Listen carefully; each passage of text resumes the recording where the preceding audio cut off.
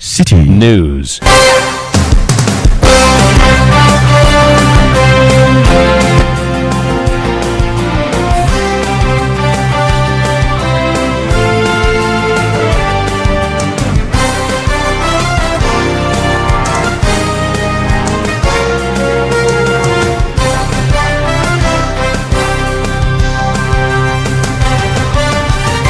It's 17:30 GMT. This is Eyewitness News on 97.3 Citi FM. I am Umaru Sanda Amadu. Tonight, I'm here with... Take that again. And coming up over the next 90 minutes, 14 persons critically injured as a 3-story building under construction at Ridge in Accra caves in. It was a new structure they were trying to... use some reinforcement. That part or that portion caved in. It affected about 14 workers who were working. Also coming up, former NPP chairman Paul Awentam Mafoko makes a comeback to fight for his position from party delegates.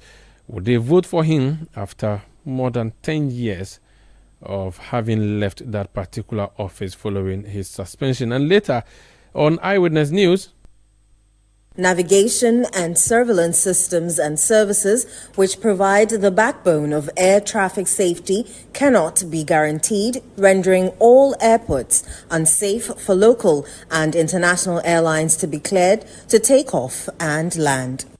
Ghana air traffic controllers to embark on strike from Thursday in a move that would make air travel in Ghana unsafe.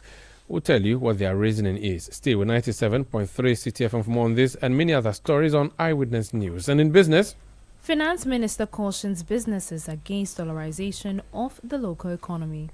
The show is live across Ghana on a number of affiliate stations, including Nobia 98.1 FM in Nalerigu, Quality 88.7 FM in Garu, in Saboba on Radio Gaki 88.3 FM, in Sugakope on Freedom 88.1 FM and Hohwe on Heritage 107.3 FM. And in Kawe, we are on Adwinpa 99.9 FM. In Sunyani, we are on Greener 95.9 FM. In Takrady, we are on Beach 105.5 FM and Sky 93.5 FM. We are live on YouTube, live on Facebook, and we are interactive. Join us on WhatsApp 0549 986 996 and on Twitter, use the hashtag Eyewitness News. Eyewitness News is broadcasting from our studios in Accra. I am Umaru Sandamad here with the Jubi Wiafe Akentin. Remember Paul Afoko? Well, he was a chairman of the New Patriotic Party. He was removed from office following a suspension. He was removed alongside his vice chairman, Mr. Crab, and General Secretary Kwabna Ejepong. Now, they have been away from the party for some time. Tonight, we are learning that Chairman Afoko, as he was called, who was elected in Tamale at the Congress of the New Patriotic Party, is hoping to return to that same position. Let's go on the phone lines and speak to Nana Yao Ose. He speaks for Paul Afoko. You're welcome to Eyewitness News, sir. Thank you very much. I would ask, where has Afoko been all these years? Well, Afoko has been in Ghana, in Accra, and at Sandema, his hometown. So he's here. He's been around. But he's been absent on the political scene. When you say he's been absent, how do you mean? Well, I don't know. I don't remember the last time I saw Paul Afoko at any political party event or any media event where he's talking politics. If that is your explanation of he's been absent, I may agree with you. But he's been around. Those who come to him to discuss politics and for some form of assistance in respect of politics, they know he's been around. The reason I'm asking is he has been silent. I mean, he was chairman before he was elected in Tamale. He was suspended. He went away. Now he wants to come back. Hasn't a lot of water gone under the bridge? Hasn't the ship long sailed? That may be your opinion, but you see, if you say he had been silent, Of course, he had to be silent. You wanted him to be speaking for people to twist whatever he would say, even if he meant well. He needed to give people space. He needed to keep quiet.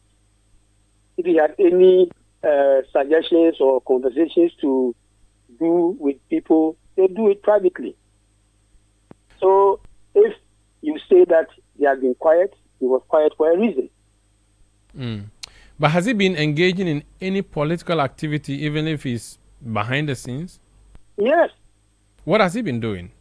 Those who come to him, it will not be proper for names to be mentioned, but don't be surprised to know that despite what you describe as he being quiet, there were people who came to him for assistance. Why? For politics. Mm-hmm. And as I speak, and I know I'm on radio. Yes, you're live. Some are listening to me, they know. They are listening to you in Bulsa, actually, Everywhere. where he hails from, yes, in Bulsa Radio in Sandema. Those who came for the support in respect of their political campaigns and others did not come from any other political party apart from the MPP. Why now? Because the party needs all hands on deck. Now, if you look at the period leading to election 2024, the party wasn't in any better shape. If you like, the icing on the cake for everybody to see that the party was in a bad shape were the election results. Apoko and Co. organized the party, parliamentary primaries and presidential primaries for the 2016 elections before they left office. That organization and leadership gave the MPP 169 MPs in 2017. Got a president of the party. In 2020, that number reduced from 169 to 137. As we speak, from 137 to 87. Is this a party in any better shape and form? But he was not chairman when you chalked that huge success of 169 plus 1 million votes for the organization president. had already been done. He was suspended. I think. Election is a process. You start the process. If you start it well, it will end well. Election is not an event. If the primaries were properly organized, no bickerings, and people lost and they accepted their defeat in good faith, they won't work against the party. They will join the train. And that was what happened. The process had started. And so nobody can take the credit away from Apoko and his team at that time. They had done all that. The rest was for people to come and eat. And indeed, the victory came, and they enjoyed the benefits of the victory. Your candidate, or the person you are speaking for, when he was suspended in October 2015, was accused of working against the party flag bearer at the time, Nana Addo Dankwa Akufo-Addo. So how do you then credit him for the victory of the same Nana Akufo-Addo in 2016? Did they bring any evidence I to thought support what you are saying? I thought there was a lot of deliberation that led to his suspension. No. Did you see any evidence? You are a journalist. Beyond what people would say, the lies, the fabrications, wicked ones at that. Did you see any evidence? I mean, if a party's national council... Several years on. No, just a second. I mean, if a national council of a party... You're having a conversation, right? Yes, that's what we're having. So if you ask me a question and I answer, yes, I'm able to also ask you, did you see any evidence? Unfortunately for you, you are the one who's supposed to answer. I am not supposed to answer. So, but what... Then I'm telling you, let me put it to you that there was no evidence. Council, relax. Don't put it to me. I'm not in the Let me state it. I'm putting it on record. Okay, that good. There was no evidence. Pure fabrications and lies.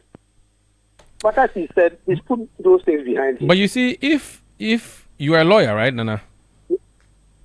I'm a lawyer. Okay, good. Now, if someone makes a claim which is false against your person or against your client, you know the remedies available to you. Oh. To the extent that he has not gone to court for more than 10 years to go and seek to redeem his image, which you are now claiming was tainted, and considering that, and this is not even legally speaking, this is politically speaking, So it would be don't difficult for him to convince someone that the allegations made against him, for which reason a committee was set up, for which reason that committee concluded that he ought to be suspended, for which reason the National Council accepted him and he's been ousted and been away for more than 10 years. He cannot claim innocence in this matter, because if he was, he could have litigated that, don't you think? No. Umaru, let me tell you something. When people speak politically, you don't chase them with suits. You don't chase them with suits. People were ready for their life. Sometimes it's not worth pursuing them in court. That is why I asked you whether several years on you saw any evidence. All the things they said. As for some people meeting somewhere and accepting that they should be suspended, I am happy that he himself says those things are past. Otherwise, I don't have any complimentary remarks about those bodies that did that. Today, a lot of party members now know that it was all fabrications, lies. So for him, he prefers to look forward than to look back. These things you call lies were claimed. Pure lies. These things you claim as lies were claimed by party supporters. These same party supporters are the ones he's hoping to vote for him. Are you sure they've forgotten this? Have they forgotten these lies? A lot of the party people did not support what was going on. There was jubilation on the day the three of them were removed at the party. Jubilating at where? At the party headquarters. I remember the Hajia Fati. How many people, looking at the size of the MPP, 275 constituencies, how many of them were at the party headquarters? How many of them? So please, those who jubilated could be part of the few that believed in their lives. So they were entitled to do that. But the majority of the party people who were in the constituencies never jubilated. They never jubilated. Finally, does Paul Afoko have a candidate among the 5 persons interested in holding the flag of the NPP? No. He doesn't need to have a candidate. For him, he believes that the party needs to be in a better shape. All hands must be on deck. If the party is set right, if the party is united, then whoever the party elects as a flag bearer can have a better chance at election 2028. Very well. If the party is weak, and excuse my language, we bring God, the party cannot win. All right. So for him to set the party right is his focus and nothing else. Whoever the party chooses as a flag bearer is none of his business. Thank you. If you set the party right, you bring the flag bearer, then the party faces the election 2028 with confidence. Thank you so much for speaking to us. Thank you very much. Nana Yao said that he speaks for former NPP chairman Paul Afoko, who is seeking he's actually contesting now the chairmanship position of the NPP. This is Eyewitness News on 97.3 Citi FM.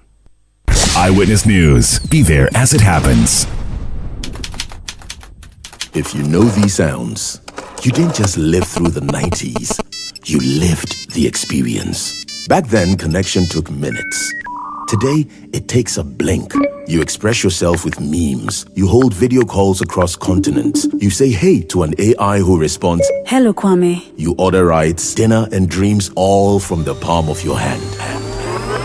A lot has changed, so have we. For over 3 decades, EcoBank has evolved with you, leading digital banking in Ghana and across 33 African countries, pioneering solutions built around how you live, move, and dream today. From our express points to EcoBank Pay, online banking, and the mobile app, we are where you are. Here for today, ready for tomorrow. Now, that's change, powered by EcoBank. EcoBank, a better way to bank your way. EcoBank, the Pan-African Bank. Oh, jump on now. Go, go. Ugomi, at what time will you come back where I don't hear the sound of your car? Why you buy new car? No, I don't change my car. It be the same ride. It be the fuel way I change. Way one shouts it. Ever since I started using the all-new Excellium Premium Fuel, fortified with 3-in-1 action. Oh, Joe, now my car they run like electric car. No, it's so. This is the type of fuel where they want to. Because now engine they cost. Where they want for way if I buy it, it go protect my engine. And with the small way I buy, I'll go drive, sir. Absolutely. It's like strapping a turbocharger to your engine and giving it a protector. And what they bust my mindset be the 3-in-1 action, no? Excellium they prevent up to 99% of deposit. It be anti-wear, some be anti-corrosion. Won't pay when I open them. Hey, so where can I find this magical fuel? Just head over to any Total Energy service station and your car will thank you. Hey, they make a finish my gobe fast, then rush go Total Energies. My friend, but why your hand my gobe inside? I give you info. Make I feel the gobe too small. Go. Joe Pana. Excellium is designed to protect your car engine, decrease fuel consumption, and lower CO2 emissions. Don't say fuel, say Excellium. Choose Excellium, choose quality. We asked Ghanaian business owners what they want from Old Mutual. I want insurance and pension solutions that will protect my employees. Your business growth is our business. For 180 years, we have partnered with businesses to protect and grow their most valuable assets. From tailored group life assurance protection to affordable pension plans, we've got your business and your employees covered. Contact your broker or call Old Mutual on 0509 551 609 today. Old Mutual, do great things every day.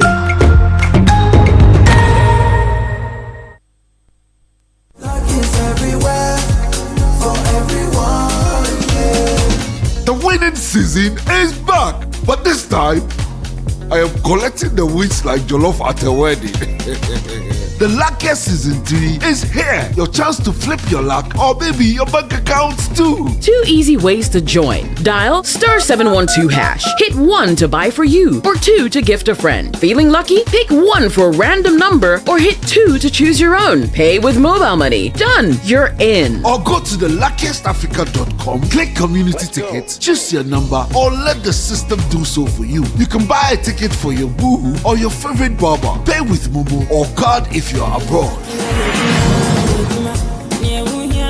1 ticket could turn your 1 Ghana Citi into 500 times more. And the whole community could win 10 times over. Dial *712# or log on. Let's get lucky together because luck is everywhere. Play responsibly, not for persons under 18 years. This promotion is regulated by the NLA on the Caritas platform.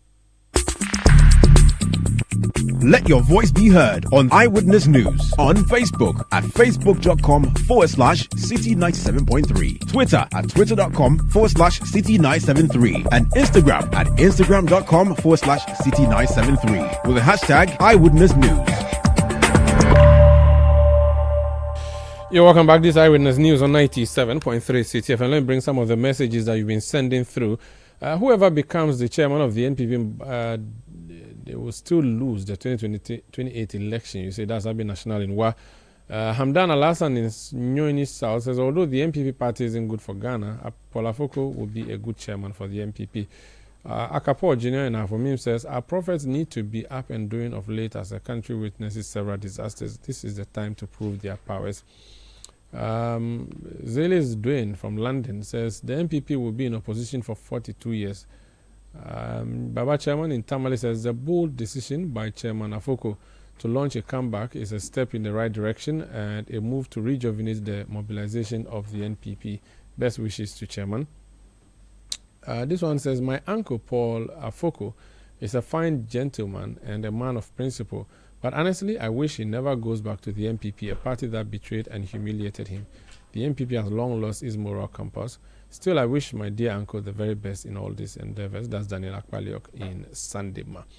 This is Eyewitness News on 97.3 Citi FM. We are coming to you from our studios in Accra. Let me go to this very disturbing story coming through. 14 persons, we are told, are in critical condition after a building under construction collapsed near the Ghana Institution of Engineers at Roman Ridge in Accra. According to the Ghana National Fire Service, the incident occurred around 1 p.m.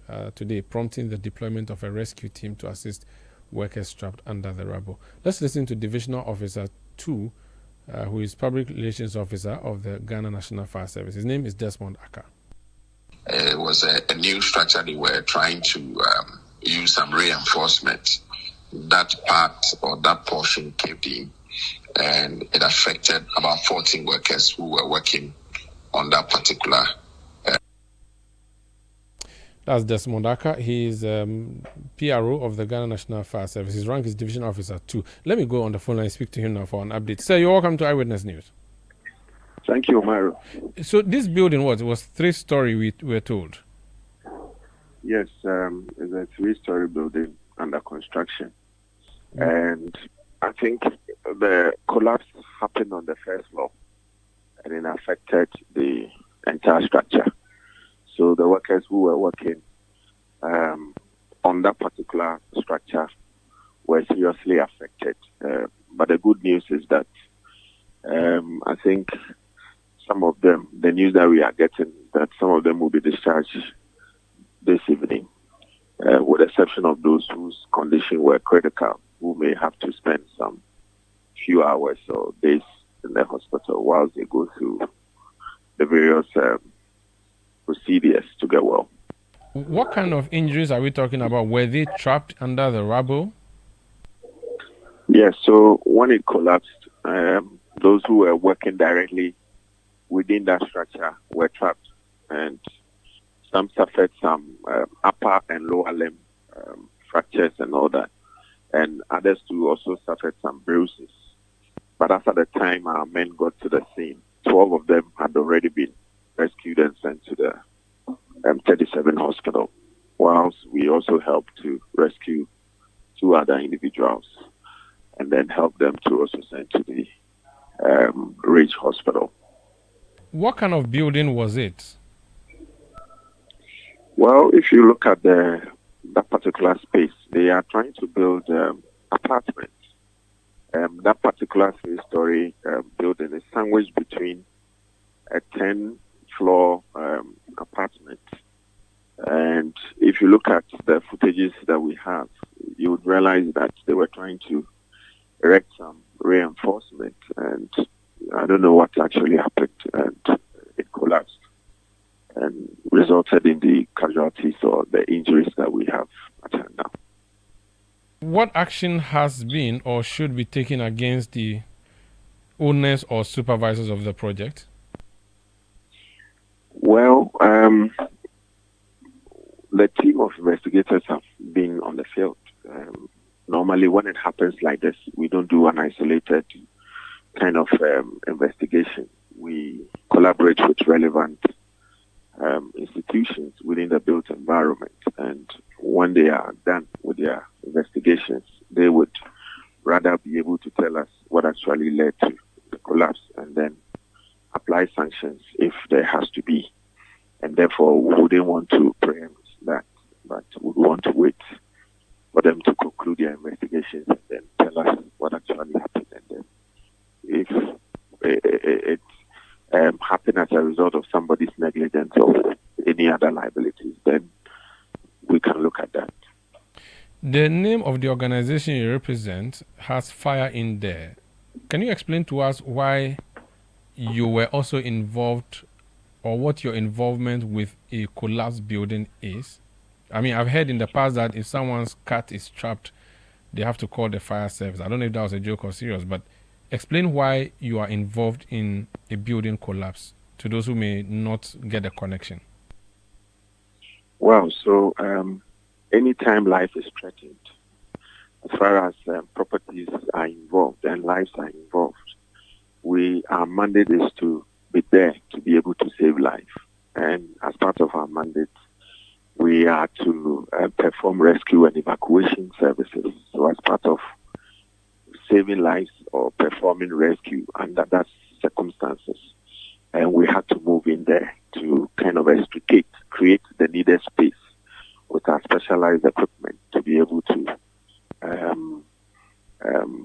get the trapped victims out of danger and to also kind of help them with first aid and help, even in the absence of the ambulance, to be able to convey them to hospital for the needed medical care. So that was why we were called in. So far as people were trapped, and we have the requisite tools to be able to cut through the rubble and to be able to effect rescue, we were called, and we just did that. This a building or work safety issue. For those who are engaging in constructions like these, what would be the advice from the fire service in order that we prevent or do not see this kind of accident at the workplace?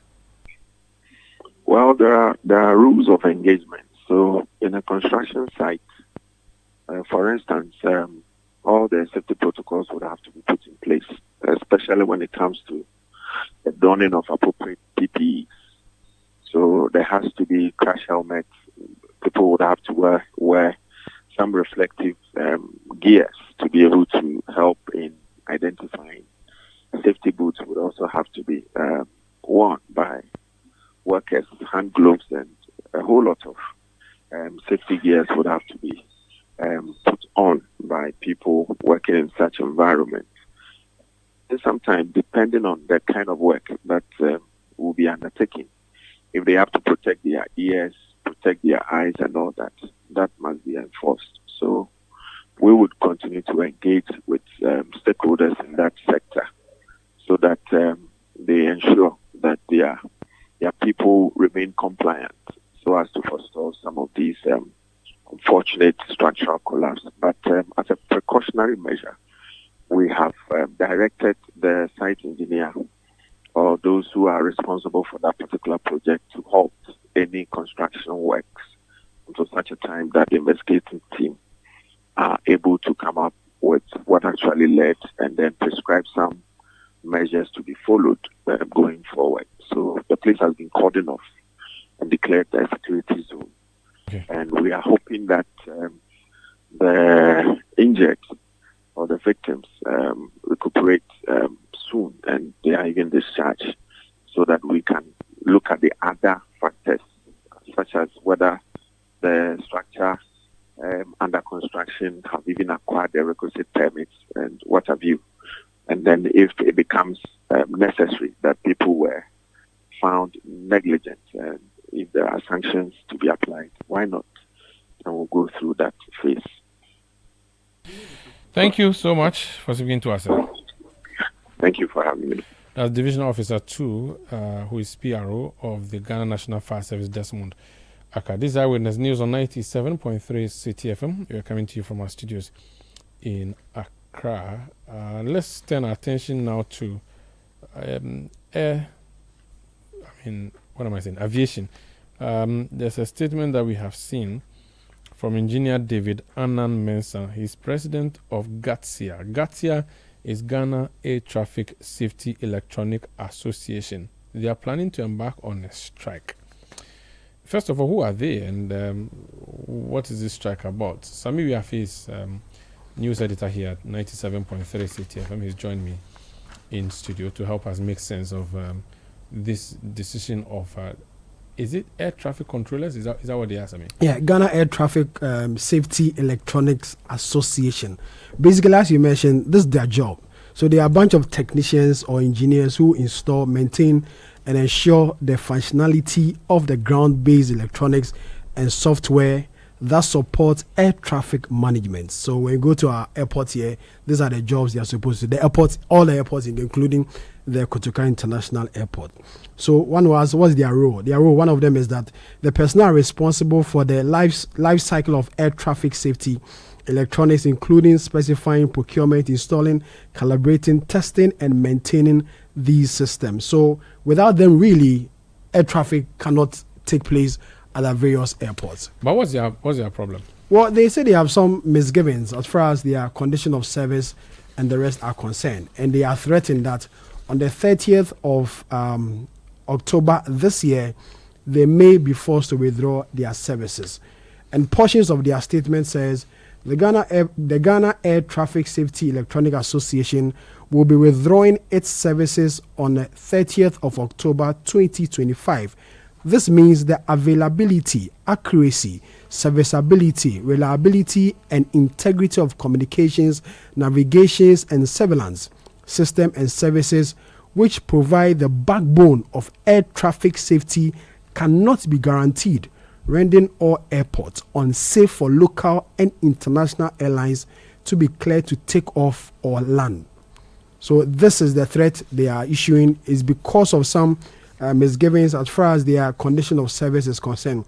Another part of the statement says, and I read, says the Ghana Air Traffic Safety Electronic Association wishes to inform the general public of their deep frustration, draw public attention to the prolonged manhandling of our legitimate grievances by the management of the Ghana Civil Aviation Authority.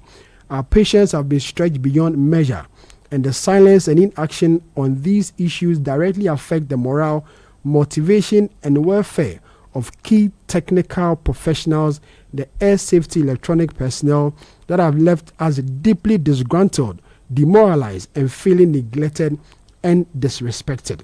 So they are blaming. There are people they are blaming. If you look at the third paragraph of their statement, they say what's more worrying and deeply troubling is the regimental and brazen posture adopted by the Acting Director General Reverend Stephen Arthur and Acting Deputy Director General in charge of Technical Mr. Theophilus Ago, who, in response to the association's genuine request for redress, have shockingly conveyed a quote and unquote do your worst stance. This level of insensitivity towards a body of highly skilled professionals whose daily work underpins the safety and reliability of Ghana's airspace is both unacceptable and intolerable. It clearly demonstrates the contempt and disregard with which ATSTEP are being treated, and further underscores the urgent need for a reset in management's approach to labor relations and staff welfare. So, Sami, what it simply means that if you're catching a flight from October 30, you are on your own. You're on your own. They are saying that your safety is not guaranteed. So take that last paragraph again, because it's actually the crux of it. Yes, so basically, this is what they are saying. So the part that they said, this means that it says, let me read the whole thing. It says, the Ghana Air Traffic Safety Electronic Association will be withdrawing its services on the 30th of October 2025. This means the availability, accuracy, serviceability, reliability, and integrity of communications, navigations, and surveillance systems and services which provide the backbone of air traffic safety cannot be guaranteed, rendering all airports unsafe for local and international airlines to be cleared to take off or land.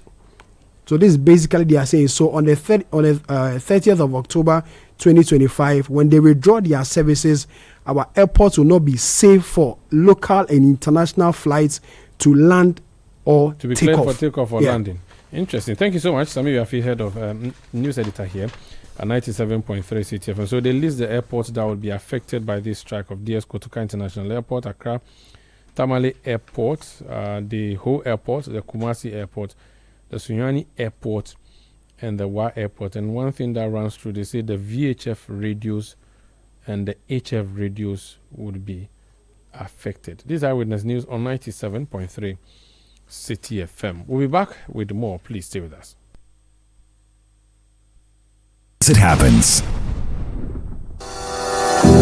Your family's health should never be a worry, no matter where you are in the world. Are you a Ghanaian in the diaspora, a foreign resident in Ghana, or a Ghanaian looking for the perfect health insurance plan for yourself or your family in Ghana? Then the Apex Ebusiapa health cover is what you need. A comprehensive health insurance plan to protect your loved ones. From hospital stays to life-saving treatments, we ensure quality healthcare at an affordable cost. Apex Ebusiapa health cover. You don't just send love home, you secure it. Visit Apex Health Insurance at Zion House, Boundary Road, Shashi East Legon, or call 0540-128-256 or 0501-683912. Apex Ebusiapa Health Plan. Global love, local care.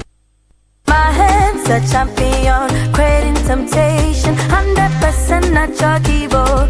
Ginger, garlic, onion. No salt, no MSG.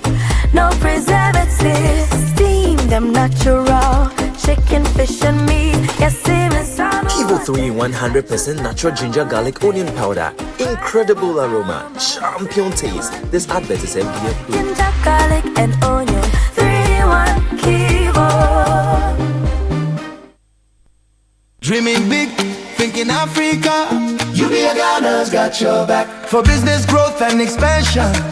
UBA Ghana's got your back. With a 6 billion after loan facility. UBA Ghana's got your back. With POPs, send and receive money anywhere. UBA Ghana's got your back. UBA Ghana has got your back. With the 6 billion after loan facility, your business can grow, export, and trade across the continent. And with POPs, send and receive money across Africa instantly. Now live on Leo, your 247 digital banking buddy. UBA Ghana. Connecting you to Africa's opportunities. UBA. Africa's global bank. UBA Ghana's got your back.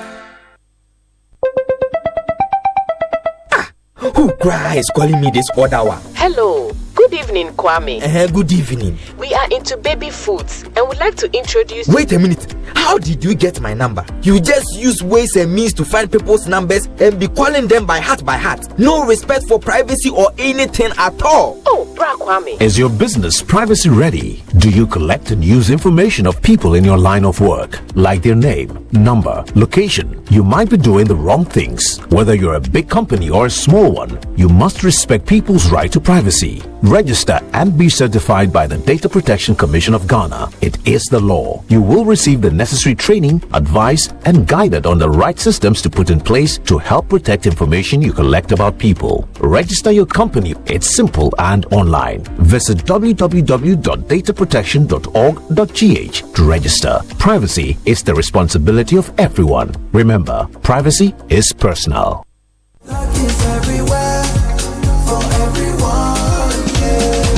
The winning season is back, but this time I am collecting the wins like Jollof at a wedding.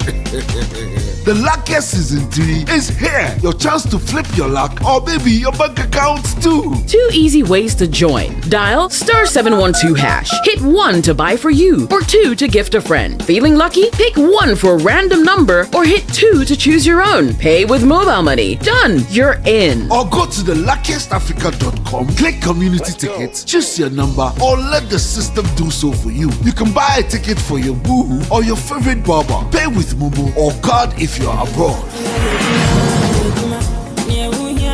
1 ticket could turn your 1 Ghana Citi into 500 times more. And the whole community could win 10 times over. Dial *712# or log on. Let's get lucky together because luck is everywhere. Play responsibly. Not for persons under 18 years. This promotion is regulated by the NLA on the Caritas platform. Let your voice be heard on Eyewitness News on Facebook at facebook.com/Citi97.3, Twitter at twitter.com/Citi973, and Instagram at instagram.com/Citi973 with the hashtag Eyewitness News. You're welcome back. The majority leader in Parliament, Mahama Ayariga, wants Nana Asante-Bediatu, the former secretary to former President Akufo-Addo, to be hauled before the Privileges Committee of Parliament for threatening the House to cease and desist from transmitting the Human Sexual Rights and Family Values Bill, also known as the Anti-LGBT Bill, to the presidency. The decision, according to Nana Bediatu Asante, stemmed from the acknowledgement of 2 pending applications for an order of interlocutory injunction before the Supreme Court against the bill, which was passed by the 8th Parliament. Speaking on the floor of Parliament, Mahama Ayariga says an action must be taken to restore the dignity and autonomy of Parliament. A secretary to the President writes a letter threatening the clerk that he should cease and desist every effort to present a bill duly passed by this House, and nothing has happened to him. This raises serious constitutional matters, and if the independence and autonomy and integrity of this Parliament is to be restored, action must be taken. He should be referred to Privileges Committee for writing to this House and threatening this House and stopping this House from exercising its constitutional responsibility. This is a matter that should go to Privileges Committee, Mr. Speaker. So, Mr. Speaker, we should not countenance behavior like that, where this Parliament is stopped from performing its constitutional duties. He also assured of President Mahama's resolve to sign the anti-LGBT bill into law should it be passed by the current Parliament. Let me give every assurance that we are ready to pass this bill as a House on this side.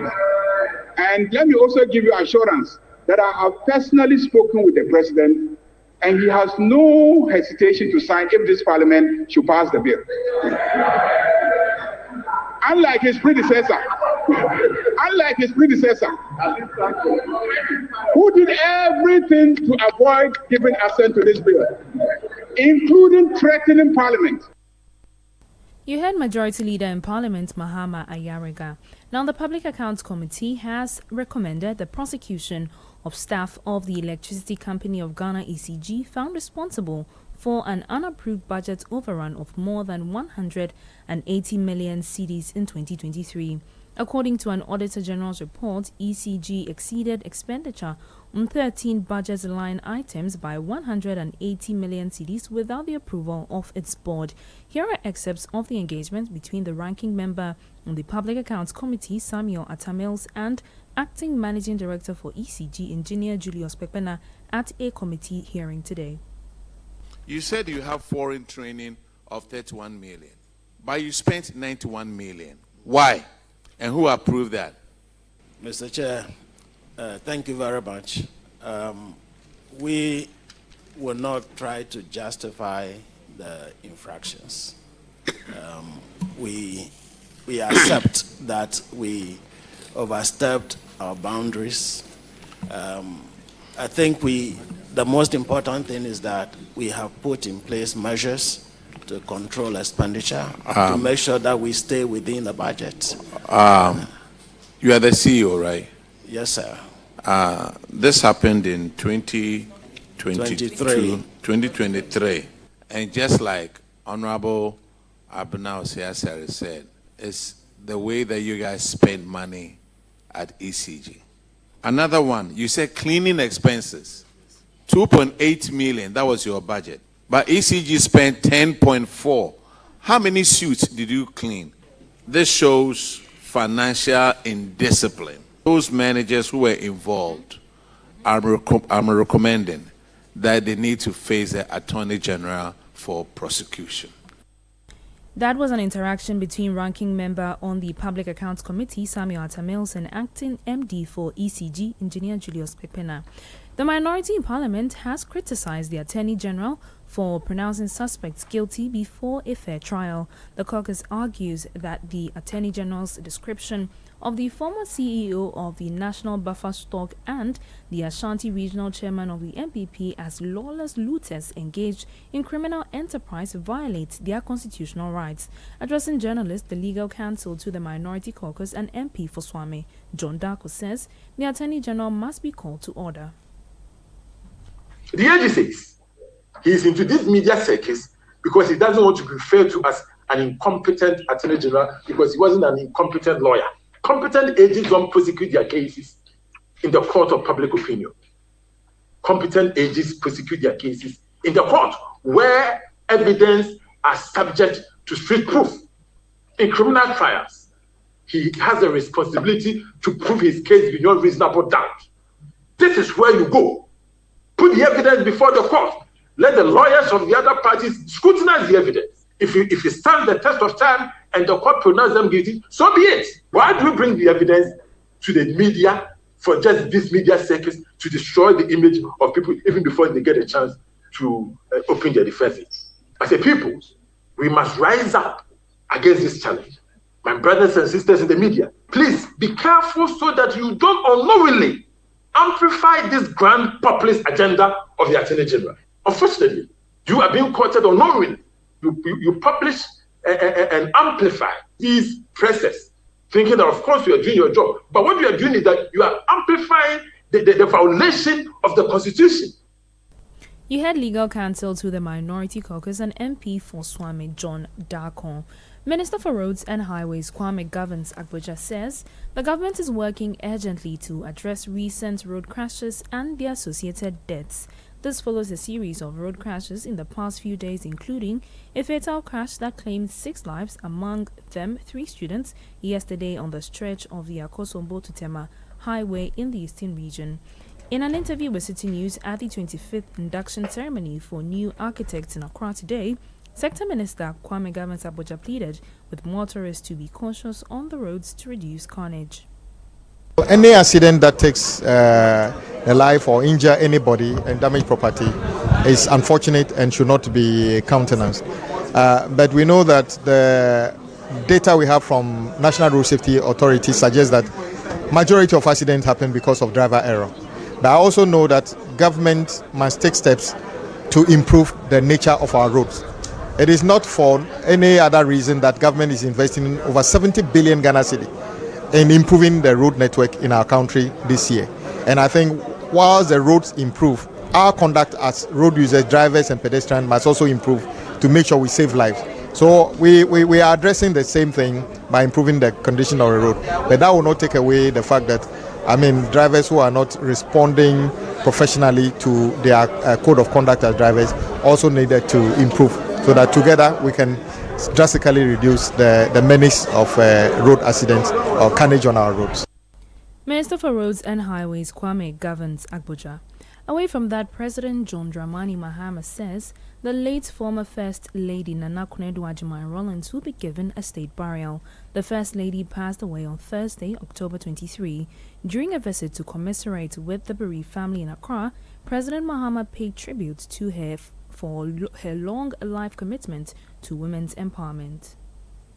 You see evidence of her work, either oil palm extraction project, Gari production project, and they're still operational. And women are using those income generation facilities to improve themselves and their children. And so there's a lot that can be said, and I'm sure that when the tributes come to be written, we will have a wholesome story about her role as First Lady in Ghana. And so on behalf of the people of Ghana, the government, I want to extend our sympathy and condolence to the family and to say that we will work closely with the family. We're waiting for the family to meet and tell us what their desires. But I just want to announce as president that we shall give her a state funeral.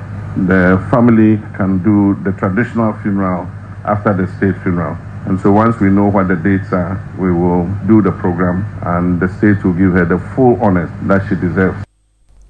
President John Dramani Mahama, the First Lady's eldest child and Member of Parliament for Korle Klote, Dr. Zanetta Rawlings, expressed her gratitude to President Mahama for his support during the family's time of grief.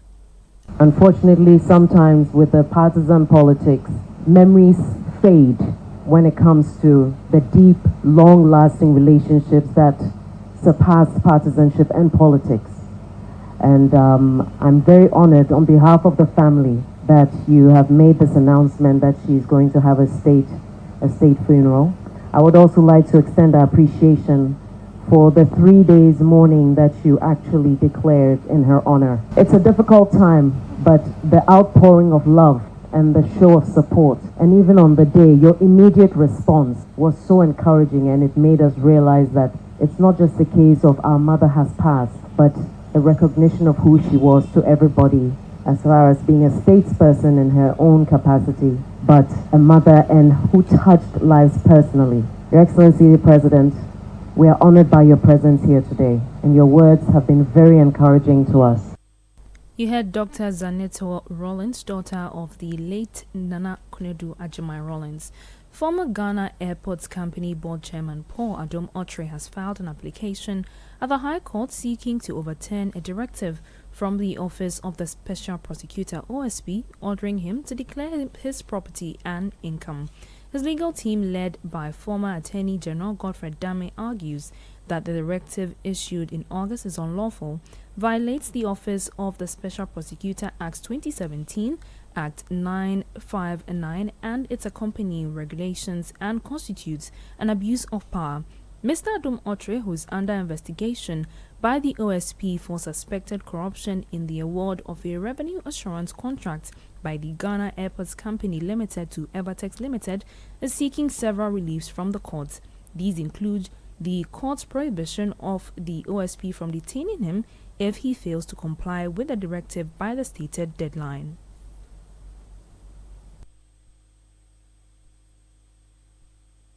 Eyewitness News. Be there as it happens. Get the details. Every significant financial transaction, every market movement, and all the policies that affect your business. Citi Business News. Be informed. Time now for Citi Business News on Eyewitness News. I am Ejibi Wiafe Akintin. Let's settle for the details. Governor of the Bank of Ghana, Dr. Johnson Isiama, has assured that the central bank will pursue policies to maintain exchange rate stability and consolidate recent gains. This comes as the Ghana Citi continued its strong rally, appreciating by 37% against the US dollar as of October 17, 2025, amid improved market confidence and tighter monetary management. Dr. Johnson Isiama gave the assurances at the launch of the Citi at 60 celebrations in Accra. Under the leadership of His Excellency John Dramani Mahama and Her Excellency the Vice President, and through coordinated, difficult, but necessary policy actions, I'm happy to say that Ghana has turned a decisive corner. And indeed, the evidence is compelling. Headline inflation is now at 9.4% as of September 2025. And we expect it to end the year even far lower. The city has appreciated by 37% as at October 17th. And according to the World Bank, it is the best performing currency in sub-Saharan Africa for the first 8 months of 2025. Dr. Johnson Isiama is governor of the Bank of Ghana. Still at the Citi Act 60 launch, Finance Minister Dr. Kwesi Atufonsin urged businesses and individuals to avoid transacting in foreign currencies, particularly the US dollar, warning that the practice undermines confidence in the local currency and weakens the economy. As Ghanaians, the Ghana cedi remains the only legal tender. The US dollar is not our currency. The cedi is our only currency.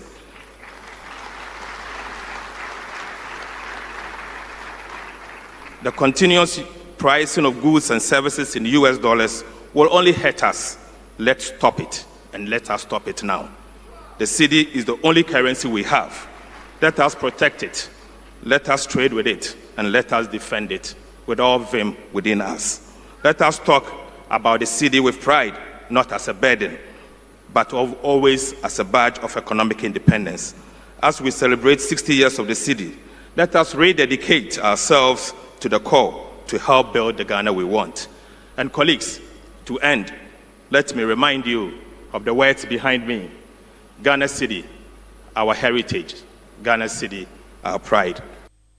Finance Minister Dr. Kwesi Atufonsin. Meanwhile, some market watchers are stressing the need to maintain a stable cedi in the final months of the year to sustain investor confidence and support business planning. They argue that stability in the local currency is crucial to controlling inflation. Economist Professor Patrick Isumin tells Citi Business News that while the Bank of Ghana must remain cautious about excessive market intervention, maintaining currency stability remains vital. You really want the currency to be stable, not that it appreciates quickly and then depreciates quickly. You get the sense that it has something to do with the governor announcing that in the last quarter they are going to pump upward of $1 billion to support the cedi. And also, don't forget, this is coming on the back of just finalizing the last round of discussion, the discussion for the fifth round of the IMF review. You recall that in the lead up to that meeting, both the IMF and the World Bank had been critical of the of the management of the currency. Especially telling the BOG to minimize the intervention in the market. For 3 months or so, it has stabilized. I think that kind of stability is fine, but not to be swinging up and down as we've seen over the past 5 months or so. That was economist Professor Patrick Isuming. The National Development Planning Commission, NDPC, has raised concern over the increasing concentration of Ghana's economic activity and foreign direct investment FDI in the Greater Accra region, describing the trend as a result of weak long-term national planning. Greater Accra currently accounts for 86% of the country's total FDI and 37% of GDP, far surpassing other regions in economic contribution. Chairman of the NDPC, Dr. Nimoy Thompson, believes this imbalance is a direct consequence of Ghana's lack of a coherent long-term development vision.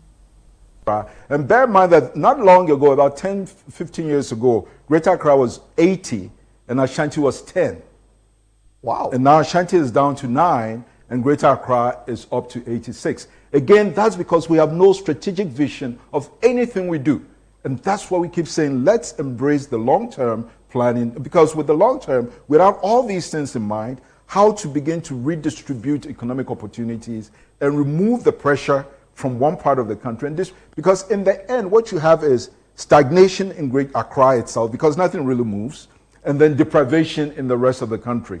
So this then would have been situated in the context of decentralization. On the other extreme of the slide is the population density. Yeah. The national average is 129. And Greater Accra has 1,681 people per square kilometer. Compared to one, and that's Greater Accra. If you take out the rest of Greater Accra and zero in on Accra itself, we're probably looking at 3,000, if not more, persons. So it's just sheer madness.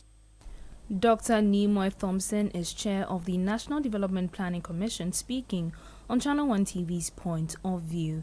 The Ghana International Bank is partnering with the United Kingdom Ghana Chamber of Commerce to explore opportunities for financing value addition in products developed by SMEs.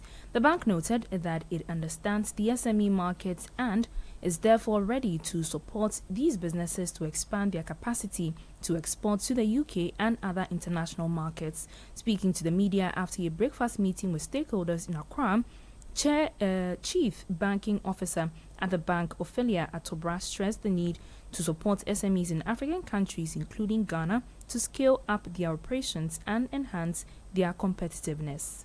Having this collaboration with UKGCC to see how we can finance SMEs, not just in terms of their trade, but in terms of how we can help them to add value to these raw materials that we have so that they can also export some of these value-added products.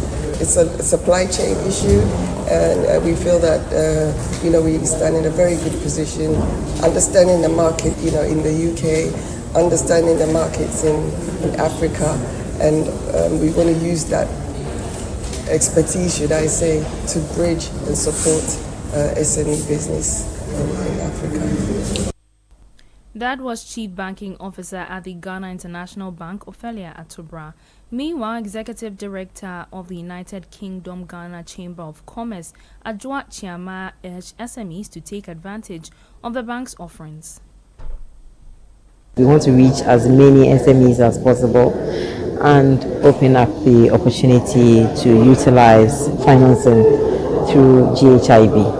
Obviously, as a UK bank, they are regulated in the UK, and so you're going to get the best of UK finance, but it's also a Ghanaian bank, so this is our own. Let's utilize the offerings that they have, and once GHIB grows, UKGCC also grows. Adjoa Chiama is the Executive Director of the United Kingdom Ghana Chamber of Commerce. And that's it for Citi Business News on Eyewitness News. I am Ijubi Biafe Akinti. Up next is Point Blank. Eyewitness News. Be there as it happens. Oh, jump on now. Go, the go. Ah, go me. At what time when you come back, we I no hear the sound of your car? Why you buy new car? No, I not change my car. It be the same ride. It be the fuel way I change. Way one shouts it. Ever since I started using the all-new Excellium Premium Fuel, fortified with 3-in-1 action. Oh, Joe, now my car they run like electric car. No, it's so. This is the type of fuel where they want to. Because now engine they cost. Where they want for way if I buy it, it go protect my engine. And with the small way I buy, I go drive, sir. Absolutely. It's like strapping a turbocharger to your engine and giving it a protector. And what they bust my mind, Seth, be the 3-in-1 action, no? Excellium, they prevent up to 99% of deposit. It be anti-wear, some be anti-corrosion. Won't pay when I open them. Hey, so where can I find this magical fuel? Just head over to any Total Energy service station and your car will thank you. Hey, then make a finish my gobe fast, then rush go Total Energies. My friend, but why your hand my gobe inside? I give you info. Make her feel the gobe too small. The go. Excellium is designed to protect your car engine, decrease fuel consumption, and lower CO2 emissions. Don't say fuel, say Excellium. Choose Excellium, choose quality. Ah, Ma, have you received the delivery? Sis, yeah, the rider's bay. Send in the Momo.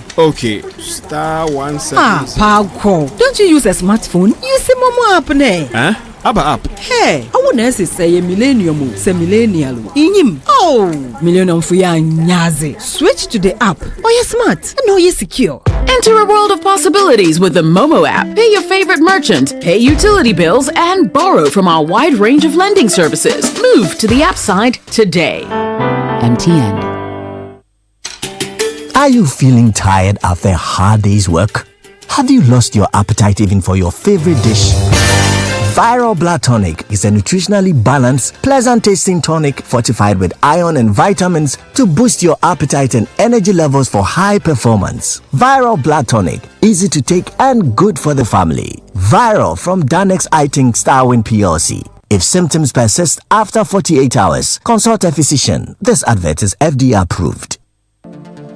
Are you ready to unlock the next big thing? It's a universe of endless possibilities. Get ready to be part of this universe. The jamming never stops. The game never stops. The productivity never stops. The music never stops. At G&J, we keep your world powered with reliable generators, solar energy, and UPS solutions, so the power never stops. Your go-to for total energy solutions, making sure you work, thrive, and live life uninterrupted. Visit our website, gjtechghana.com, or call us on 0302-689-178 or 179 or 0202-222-220. G&J, your energy partner. Let your voice be heard on Eyewitness News on Facebook at facebook.com/Citi97.3, Twitter at twitter.com/Citi973, and Instagram at instagram.com/Citi973 with the hashtag Eyewitness News.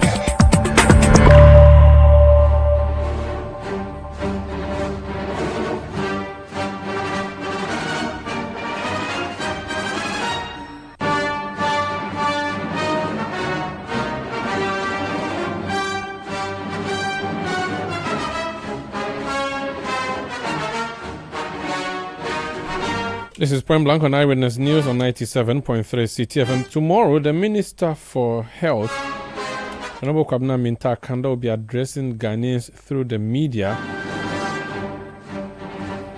on disruptions in the limbs and measures being taken. Now, that's a platform that is used in Ghanaian hospitals.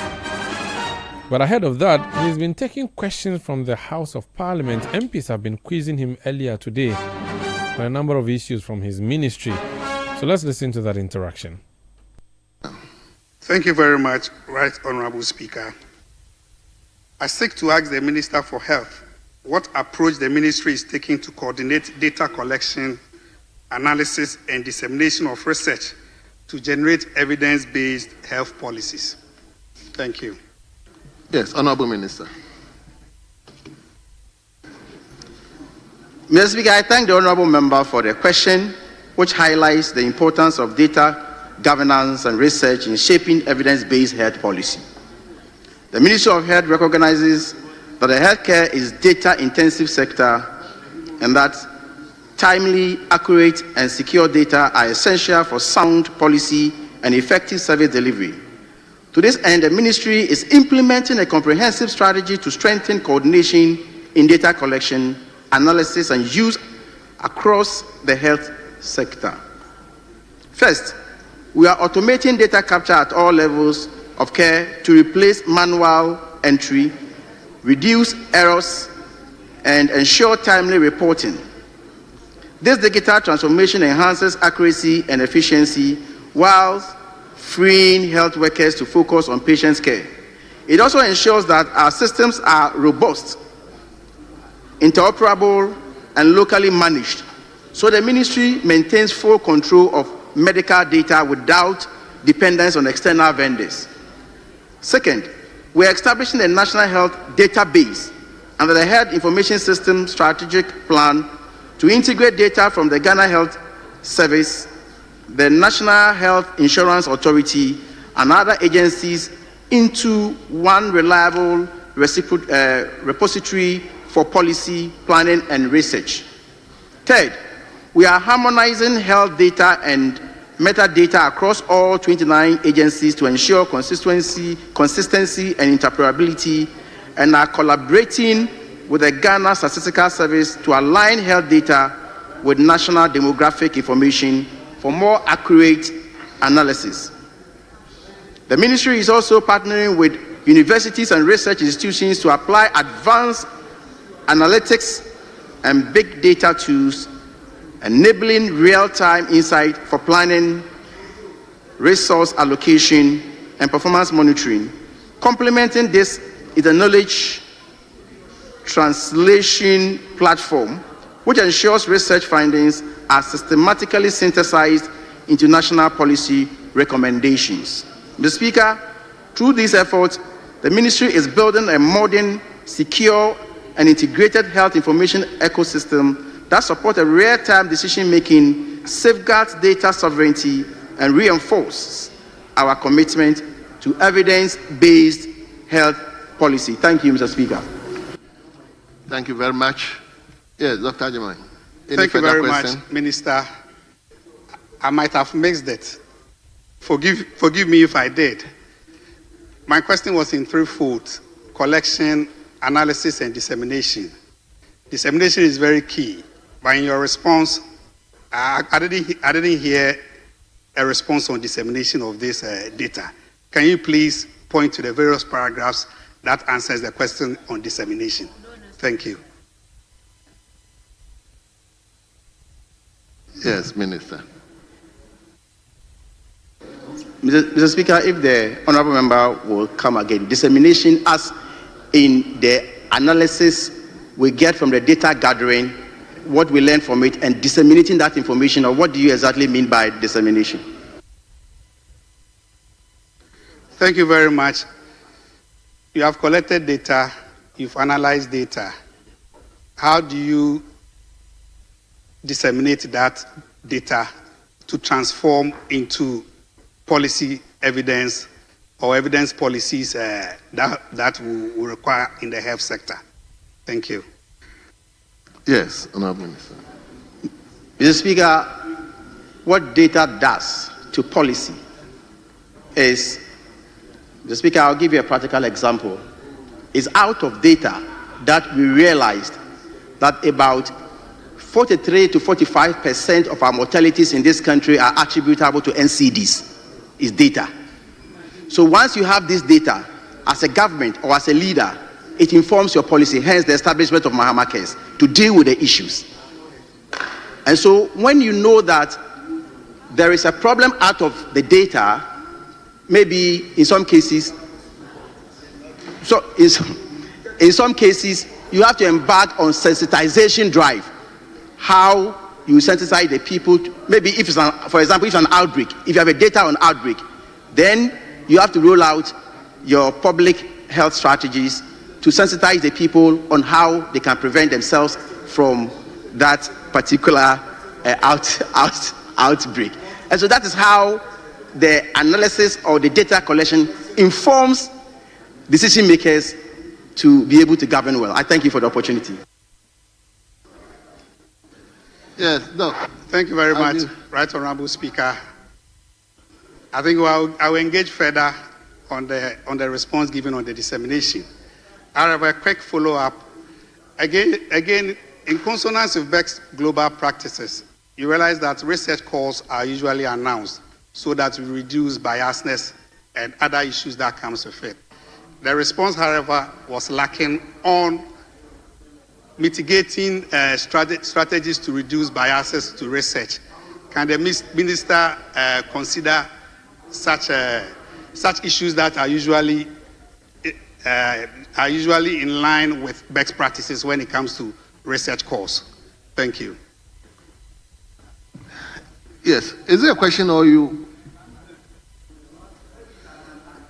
So, no, it's not an admonishment. The question is, what strategies have they put in place to mitigate research biasness with regards to usually best practices on research calls? Yes, Doc. Honorable Akando.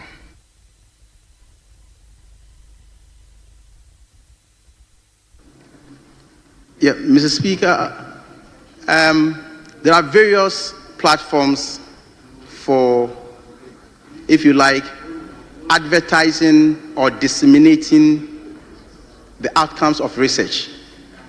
And for me, every research has a reason. You have a target.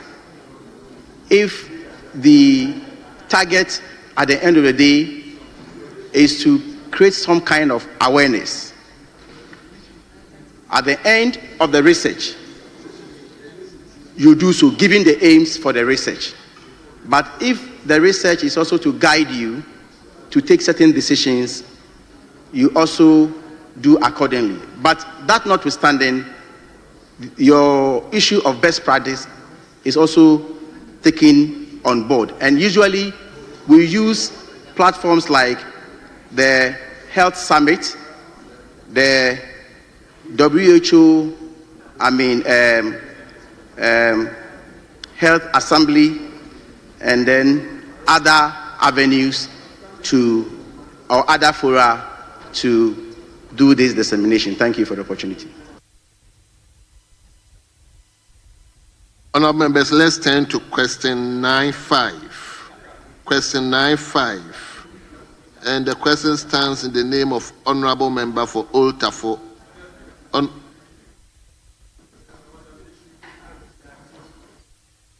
Oh, you wanted further questions?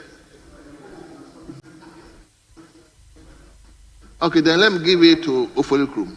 Dr. Kabiru is speaking a lot. Let me give it to Ofolukrum. Thank you very much, Mr. Speaker, for this opportunity. Mr. Speaker, I want to ask a question as a follow-up to the answer given by the Honorable Minister. The Minister stated that the data that is captured is very relevant to the health sector. But currently, I'm privy to information that the National Electronic Medical Record System is down. So if the National Electronic Medical System that captures all records of medical issues is down, how are you capturing the data? How are you able to store the data and even access and use that data for the benefit of Ghanaians? Very well. Honourable Minister. Yes, Honourable Minister. Thank you, Mr. Speaker. Mr. Speaker, it is true that we have some challenges with regards to our patient electronic records. Mr. Speaker, I can assure you that tomorrow I'm going to address the whole country to tell the whole country what we have inherited, what we are going through, and most importantly, the solution. And so I can assure you that it's not going to block or hinder the collection of data at all in any case. It will not. Thank you very much. Very well. So we turn to Dr. Kabilu. Doc, he's your friend though. I'm saying Akando is your friend. Okay, let's hear you. Mr. Speaker, I am rather difficult because yesterday at a TV program, it was a serious issue on the issue of the contract between the Ministry of Health and the Lightwave Health Information Management System. The fact that we are now going back to manual system of collecting data, that after an initiative by the previous government to digitalize our data and to contract to ensuring that we have electronic collection of patients' data for the purposes of coordinating and informing health, evidence-based health policies, we are now back to that era. And that's the reason why I want the minister to rather take this issue more importantly now, because the members of parliament are here, the representatives of the people are here. And if he's going to organize press conference somewhere to address them, I'm not sure I'll be at the press conference, and I'm not sure how I'm going to tell the people of Wale Wale how the minister is addressing this issue. Mr. Speaker, the fact is that these people have not been paid their money. What measures is the minister putting in place to pay them their money so that they can bring back their service? Mr. Speaker, this is my question to him. Thank you. Honorable Minister, he's saying this is the biggest platform you can have. So Mr. Speaker, I agree. I will take up the challenge. Yes. So hear me. Mr. Speaker, in 2019, Ghana government signed an agreement with a company called Lightwave. Mr. Speaker, the contract sum was $100 million to connect 950 health facilities in the whole country. And the contract was supposed to expire in 2022. Mr. Speaker, in 2022, the contract was extended twice to expire on the 31st December 2024. Mr. Speaker, at the end of the 2024, out of the 950 facilities, only 450 had been connected. Out of the $100 million, $77 million had been paid. More than 77%. Meanwhile, less than 50% of the job had been done. Mr. Speaker, as part of the contract, it was supposed to be divided into what we call milestones. And so at the end of each milestone, the infrastructure and everything must be handed over to the states. Mr. Speaker, it is unconscionable for any government appointee to sign an electronic agreement that an individual will be hosting our data and the state will not have access to our data and the state will not have access to our service. Our health data. Mr. Speaker, this is what we inherited. Mr. Speaker, at the end of the 2024 when we took office, in 2025, the contract had expired. And so the issue of the government has come to terminate any contract doesn't arise, Mr. Speaker, because the contract actually expired on 31st December 2024. So there was no issue of termination. Mr. Speaker, when we took office, as part of the contract, we said, hand over whatever you have done to the state. And before we sit to take delivery of whatever has been done, we needed as a ministry, as a government, to know whatever we were inheriting. As a forensic audit was conducted, Mr. Speaker. Mr. Speaker, as part of the forensic audit, what we realized was that the software, the hardware, the infrastructure alone, there were gaps. For example, it was stated in the agreement that supply HP laptops. You go to the facilities and a different brand has been supplied. Supply 20 and you go to the grounds and less than 20 has been supplied. So there were issues of quality and there were issues of quantity. Gaps. Mr. Speaker, the gaps alone, when analyzed, was over $18 million for the hardware. That was the gaps. Mr. Speaker, it will interest you to know that in the next milestone, Ghana government paid more than $10 million to the vendor, and he was supposed to connect about 157 facilities. The Speaker, guess what? Only 7 was verified. 7. 1, 2, 3, 4, 5, 6, 7. Mr. Speaker, after all this, we said that, look, because we don't need any disruptions, we were ready to sign another agreement because there was no agreement, there was no contract. Because of the software, Mr. Speaker, it doesn't also make sense for the country's data, the software, to be owned by an individual. So we are ready. Let's sign a license renewal agreement for 2 years. Mr. Speaker, the vendor indicated that in the agreement he doesn't want to hear anything about data. Yes. Mr. Speaker, the vendor again indicated that we should write as part of the contract that we, the ministry, have verified 461 instead of 450. Mr. Speaker, there and then, as ministry, we had to put our heads together to find solution to the matter than lamenting. Mr. Speaker, so, honorable members, the good news is that I've shared with you the challenges we have inherited, where the medical records, the electronic medical records, was being hosted by an individual, where the country didn't have access to our service. But at the moment, Mr. Speaker, we have the solution, and we are rolling out in the whole country. We have a 4-week plan. In the first 1 week, next week, we are rolling more than 100 facilities. The third week, more than 100 facilities. And Mr. Speaker, I can assure you, with the shortest possible time, we'll get all these 450 facilities covered. Mr. Speaker, what this vendor was doing to the state was that as and when he demands what, then you switch the thing off. And Mr. Speaker, for your information, the data, the server doesn't even sit in Ghana. It's far away in India. Yes, far away in India. Mr. Speaker, we are religiously guided by this contract, and we'll put in place the necessary solutions so that we'll prevent the reoccurrence of the mess we have inherited.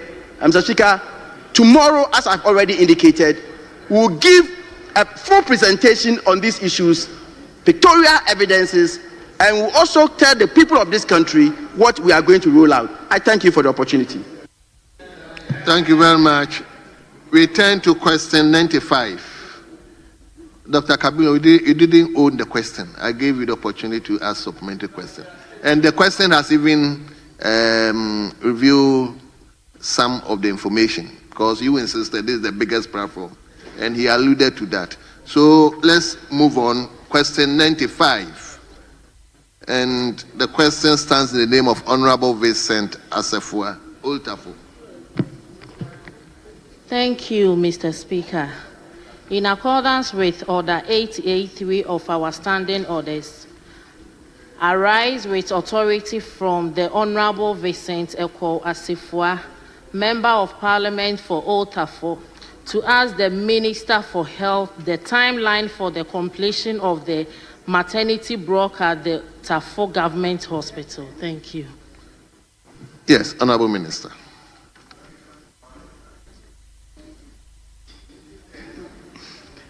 Thank you, Mr. Speaker. I wish to inform this August House that both executive and parliamentary approvals were duly secured for the financing and supply contract related to the Tafo Maternity Hospital project. Additionally, value for money negotiations were successfully concluded. However, Mr. Speaker, as you may recall, in January 2023, the government, through a circular issued by the Ministry of Finance, suspended payment on external funded projects. As a result, the Dutch Bank AG, the project financier, was compelled to halt the necessary processes required for project effectiveness. Consequently, the project has been temporarily put on hold due to the debt restructuring. I thank you, Mr. Speaker. Very well. Yes, Honorable Gloria, any supplementary question? Yes, please. Mr. Speaker, has the Ministry of Health engaged the Ministry of Finance to find a new funding or support to complete the Tafo maternity block, and other health projects? Yes, Honorable Minister. Mr. Speaker, we are still pursuing the same source of funding, but it has to do with the debt restructuring. And so as and when we sign the bilateral agreements with them or conclude on the restructuring, we think that we've not hit the rock yet to be able to change course. It is due to the debt restructuring, so we are still pursuing the source of funding. Thank you. Thank you very much. Yes, Honorable Gloria. Mr. Speaker, what temporary steps has the ministry taken to reduce overcrowding, lack of staff shortage at the Tafo Government Hospital, where the maternity block remains suspended? Yes, Honorable Minister.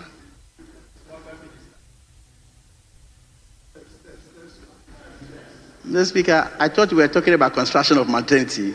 We are now veering into the Honorable issues members, please allow. Issues of recruitment of workers and what have you. But he's talking about overcrowding. Overcrowding, yes. Mr. Speaker, what I can assure the honorable member is that we have a program for that facility, and we'll go according to what we have, the program we have. Thank you. Thank you very much. Yes, Gloria, I'll give you last. Mr. Speaker, please, I want to find out with the minister that how soon? Yes, Honorable Minister. Very soon. Honorable members. Yes, leader. Mr. Speaker, with all due respect to the minister, I think the answer he has provided is completely inadequate. Minister, you can do better. So please kindly just respond to the question. But your response Minister, is inadequate. The leader is your friend. Look at so, Minister, Mr. Speaker, he's my former friend, so he should be able to. Speaker, this house is a house of records, and I don't expect my colleagues want me to lie to the house. This project is dependent on the conclusion of the debt restructuring. I must know when the debt restructuring will end before I can tell you when we can even have access to the source of funding. So, Mr. Speaker, we are pursuing it, but with the greatest of respect. I do not want to be called to appear before the Government Assurance Committee, and therefore I am being very careful here. Thank you very much. Honorable members, this is a constituency-specific question, so we will not rule out any supplementary question to any member. So we turn to question 262. 262. Honorable Member for Suhum, Honorable Frank Asiedu-Bequin. Thank you, Mr. Speaker, for the opportunity. I will arise to ask the Minister plans the ministry has for the expansion and refurbishment of the emergency ward at the Suhum Government Hospital. Thank you very much. Honorable Minister, Suhum Government Hospital.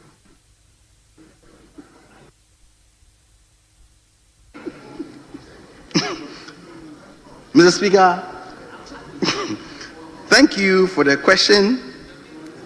The ministry fully acknowledges the essential need for a well-functioning and adequately equipped emergency ward at Suhum Government Hospital. At present, the expansion and refurbishment of the emergency ward has not been captured under the 2025 fiscal year budget. However, the ministry intends to undertake a detailed assessment of the facility to determine the scope of work required. Based on the outcome, the project will be considered for inclusion in the capital expenditure program in the near future. That's Kwabena Mintakando, his Minister for Health, answering questions on the floor of Parliament earlier today. He will be addressing Ghanaians and the Ghanaian media tomorrow. on what's happening in some of our hospitals in relation to the management of information. But that's it by way of Eyewitness News tonight, which came to you from our studios in Accra. I am Umaru Sandamado. I did this with the Jubi Wiafi Akentin. Production by Bevelyn London, Sami Wiafi, Fred Teti Jabano, and Kwabina Wilson. Technical support from Ni Kwate Kwate. The new media team helped us with the online presence. We'll be back tomorrow at 17:30 GMT. Thank you for listening and have a good night.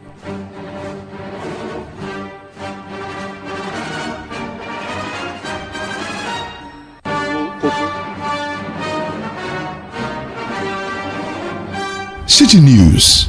We speak first. Reach our hotline on 0302 224959 and get interactive on Facebook, Citi 97.3 FM, and on Twitter at Citi 973.